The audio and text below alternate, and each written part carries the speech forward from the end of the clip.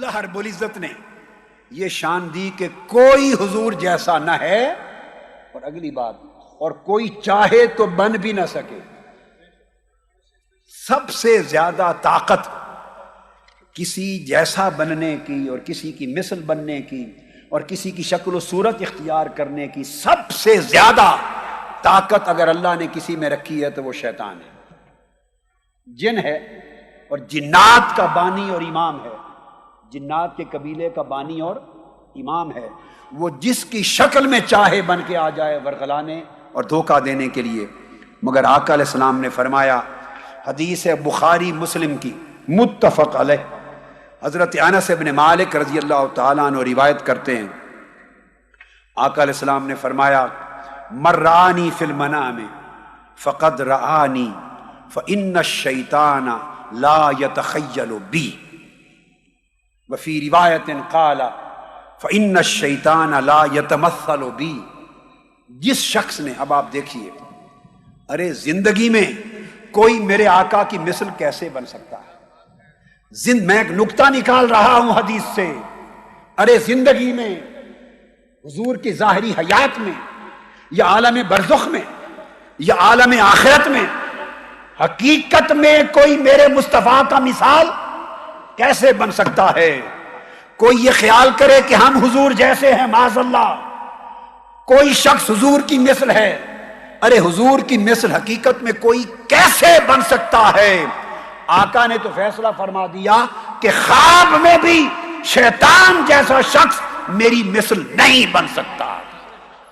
لہذا آج 1500 سال گزر جانے کے بعد بھی آقا نے فرمایا، اگر کوئی میرا امتی بنگلور کی سرزمین پر، میرا کوئی امتی حیدرآباد دکن کی سرزمین پر، میرا امتی کچھ اور گجرات اور بمبے کی سرزمین پر، میرا کوئی امتی اجمیر، لاہور، کراچی اور بغداد، عجم و عرب کی سرزمین پر، آج بھی میرا امتی مجھے خواب میں دیکھتا ہے، مر رآنی فی المنام، رات سوتے ہوئے اپنے خواب میں مجھے دیکھتا ہے۔ آقا نے فرمایا فقد رآنی، خدا کی عزت کی قسم اس نے مجھے ہی دیکھا ہے۔ وہ یہ نہ سمجھے کہ مغالطہ لگا، جو گناہگار امتی بھی اگر خواب میں مجھے دیکھتا ہے، اگر کسی اور کو دیکھو تو تمثل ہو سکتا ہے، مغالطہ ہو سکتا ہے، تشبہ ہو سکتا ہے، ہر ایک کے لیے تشبہ ہو سکتا ہے، مگر جس شخص کو خواب میں زیارت مصطفیٰ ہو، آقا نے فرمایا وہ میری ہی زیارت ہے۔ کیوں؟ فإن الشیطان لا يتخیل بی ولا يتمثل بی، شیطان ایڑی چوٹی کا زور لگا لے، الٹا لٹک جائے، وہ مصطفیٰ کی صورت اختیار نہیں کر سکتا، حضور کی مثل نہیں بن سکتا۔ تو جب شیطان آقا کی مثل نہیں بن سکتا تو کتنا نادان ہوگا وہ انسان جو سوچے کہ میں حضور کی مثل ہوں۔ ارے تم شیطان سے بھی بڑا شیطان بننا چاہتے ہو؟ حضور کی مثل کا خیال کر کے، یہ سوچ کر کے ہم حضور کی مثل ہیں، اس کا مطلب ہے جو کام شیطان نہیں کر سکا تم وہ کرنے پر قادر ہو۔ شیطان کو اپنا بچہ بنا رہے ہو، اپنا چھوٹا بھائی بنا رہے ہو، اپنے سے کمزور بنا رہے ہو، اور خود اس سے بڑا شیطان بننا چاہتے ہو، یہ کہہ کر کہ معاذ اللہ ہم حضور کی مثل ہیں۔ ارے حضور کی مثل کوئی نہیں بن سکتا۔ جب شیطان خواب میں نہیں بن سکتا تو آپ اور کوئی اور عالم بیداری میں کیسے بن سکتا ہے؟ بنگلور والو اور سرزمین ہند والو اور عالم اسلام کے عاشقوں، عاشقان مصطفیٰ اور حضور کے غلاموں، مبارک ہو تمہیں۔ آج 1500 سال بعد بھی، اور 15,000 یا 15 لاکھ سال بعد بھی حضور نے خوشخبری سنا دی، جو امتی خواب میں مجھے دیکھتا ہے وہ مجھے ہی دیکھتا ہے۔ اب اس کی شرح پھر ایک اور حدیث سے، اور وہ حدیث بھی متفق علیہ، بخاری مسلم کی، ابو قتادہ رضی اللہ تعالیٰ عنہ حدیث کے راوی ہیں، قال قال النبی صلی اللہ علیہ وسلم من رآنی فقد رأى الحق، بخاری مسلم کی متفق علیہ، فرمایا جس نے مجھے دیکھا اس نے حق دیکھا، مجھے دیکھا، اس نے حق دیکھا، یعنی حقیقتاً مجھے دیکھا، اس کو شک نہیں ہونا چاہیے۔ حافظ ابن حجر عسقلانی فتح الباری میں صحیح بخاری کی اس حدیث کے تحت شرح کرتے ہوئے لکھتے ہیں وقال الطیبی المعنی من رآنی فی المنام بأی صفت کانت فلیستبشر ویعلم انہ قد رآ الرؤیا الحق التي هي من الله فإن الشيطان لا يتمثل بي فقوله فقد رأى الحق أي رؤية الحق للباطل۔ حافظ ابن عسقلانی نے کہا اور امام طیبی نے یہ کہا کہ اس کا معنی یہ ہے کہ جو شخص بھی خواب میں آقا علیہ الصلوۃ والسلام کی زیارت کرتا ہے کہ آقا علیہ السلام کی زیارت جس شکل میں بھی ہو، جس صفت کے ساتھ ہو، فرماتے ہیں وہ حقیقت میں حضور کی زیارت ہوگی، چونکہ اس میں کسی مغالطے کا شک نہیں ہو سکتا۔ یہ اس لحاظ سے آقا علیہ السلام کا کوئی ثانی اور حضور کا کوئی مثل نہیں۔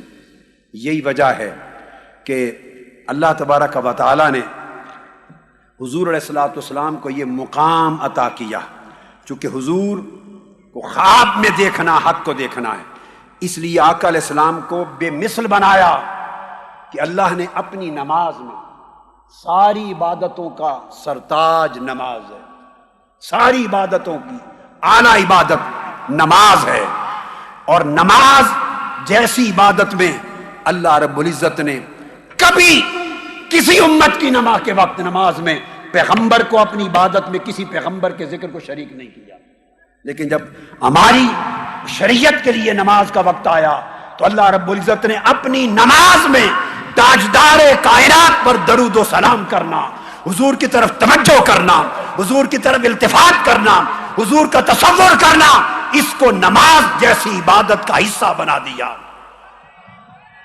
حدیث پاک میں ہے کہ سیدنا صدیق اکبر رضی اللہ تعالیٰ عنہ نے آپ کے وفات سے آخری 3 روز قبل جماعت کرائی۔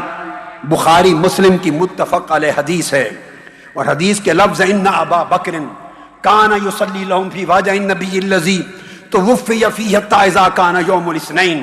پیر کا دن آ گیا، صحابہ صف در صف نماز پڑھ کے کھڑے تھے، جماعت کرا رہے ہیں، صحابہ کرام صف در صف حالت نماز میں ہیں۔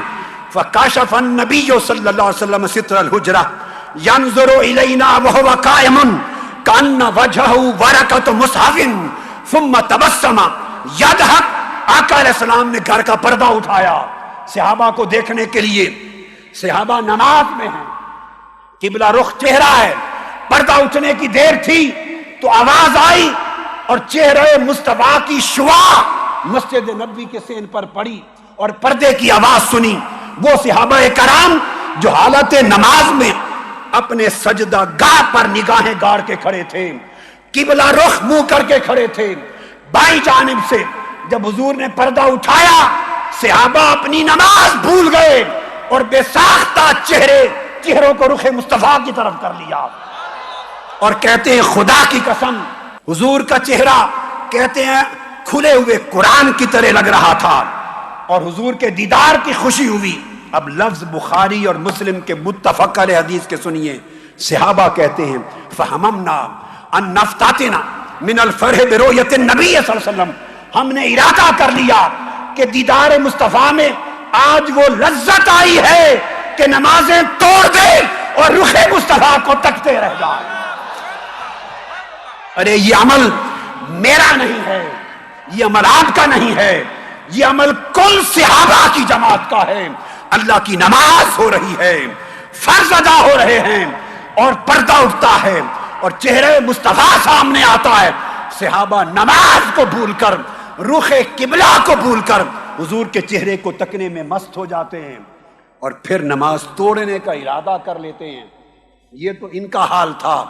ادھر سیدنا صدیق اکبر نے سمجھا، فناکس ابو بکر علی عقبیہ لیصل الصف وظن ان النبی صلی اللہ علیہ وسلم خارج الی الصلاۃ۔ ابو بکر صدیق نے سمجھا شاید حضور باہر آ رہے ہیں، انہوں نے نماز کے اندر ادب مصطفیٰ میں مصلی چھوڑ دیا، پچھلی صف پہ آ گئے۔ اب بتائیے نماز ہے خدا کی. کل صحابہ حالت نماز میں ادھر دیدار مصطفیٰ میں مست ہو گئے ہیں. ابو بکر صدیق حالت نماز میں ادب مصطفیٰ میں مصلی چھوڑ کے واپس آ رہا ہے. حضور نہ ان کو روکتے ہیں نہ ان کو روکتے ہیں. اور پھر اس کے بعد آخر پہ فرمایا ان اتموا صلاتکم وارخوا الستر، پردہ نیچے گراتے ہوئے فرمایا اپنے نمازیں پوری کر لو. جب صحابہ کے چہرے پھر گئے، صدیق اکبر نے مصلی چھوڑ دیا تو نماز ٹوٹی نہیں. اگر ٹوٹ جاتی تو فرماتے نماز دہرا لو. میرے آقا نے فرمایا نہیں، نماز مکمل کر لو. اگر نگاہیں چہرے مصطفیٰ میں جم گئی اور ادب مصطفیٰ میں مصلی چھوٹ گئے تب بھی نماز خدا کی ہوتی رہی. ارے کون مصطفیٰ کا مثل ہو سکتا ہے؟ کون ہے میرے آقا جیسا کہ جن کے تصور تو کیا، جن کو تکتے رہنے سے اور جن کے لیے مصلی چھوڑ دینے سے نماز میں حرج نہ آئے. اور پھر سیدنا صدیق اکبر ایک اور روز نماز پڑھا رہے ہیں. سہل بن سعد الساعدی راوی ہیں، قبیلہ عمرو بن عوف میں صلح کروانے کے لیے آقا گئے تھے. واپس آئے تو نماز شروع تھی. اب مجھے بتائیے، اگر نماز جاری ہو اور کوئی مفتی اعظم ہو، کوئی وقت کا کتب ہو، ابدال ہو، غوث ہو وقت کا، حتیٰ کہ سرکار غوث الاعظم ہی، نماز مسجد میں جاری ہو، پیچھے آئیں تو کسی کو اجازت ہے کہ وہ صفوں کو توڑتا چیرتا ہوا پہلی صف پر جائے؟ بولیے، ہے اجازت؟ نہیں. آقا علیہ السلام آئے، صفوں کو توڑتے چیرتے ہوئے، والناس فی الصلاۃ فتخلص حتی وقف فی الصف فصفق الناس، صفیں چیرتے ہوئے حضور پہلی صف پہ چلے گئے. جب صحابہ نے دیکھا نماز ہو رہی ہے کہ آقا آ گئے ہیں، بولیے کیا؟ آپ سب کہیے آقا آ گئے ہیں، حضور آ گئے ہیں. صحابہ نے کہا یا ابو بکر صدیق حضور آ گئے ہیں. کہیے یا صدیق اکبر حضور آ گئے ہیں. کیا کہا صحابہ نے؟ حضور آ گئے. تو حضرت صدیق اکبر کو بتانے لگے اور بتاتے ہوئے ہاتھ پر ہاتھ تالیاں بجانے لگے، اس طرح ایسے زور زور سے حالت نماز میں، تاکہ ان کو سمجھ آ جائے کہ حضور آ گئے. اب حدیث کے لفظ ہیں کان ابو بکر لا یلتفت فی صلاتہ، وہ حالت نماز میں ایسے مست ہوتے کہ دائیں بائیں تکتے نہیں تھے. جب تالیوں کی آواز بڑھ گئی فلما اکثر الناس التصفیق التفاتا، جب تالیوں کی آواز بڑھ گئی تو سیدنا صدیق اکبر نے مڑ کے دیکھا. یہاں ایک بات سمجھاؤں گا میں آپ کو، مجھے کھڑا ہونا پڑے گا ایک نکتہ سمجھانے کے لیے. التفاتا، مڑ کے دیکھا.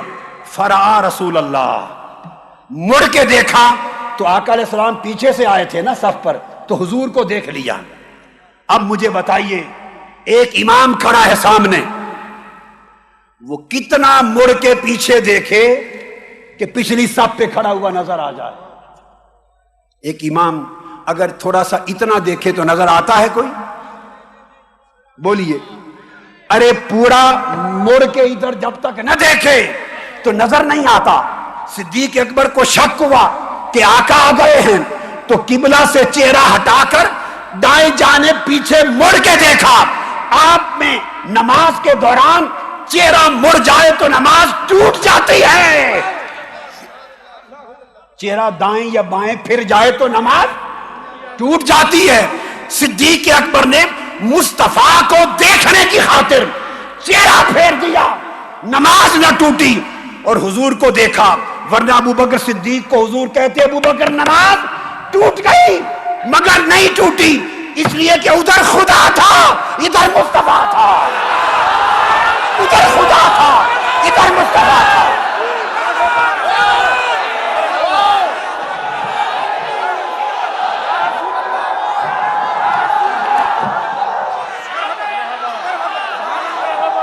ارے بنگلور والوں نماز ٹوٹتی تو ٹوٹتی کیسے کہ سامنے دیکھتے تو خدا کا کعبہ تھا، ادھر مڑ کے دیکھا تو کعبے کا کعبہ تھا، کعبے کا کعبہ.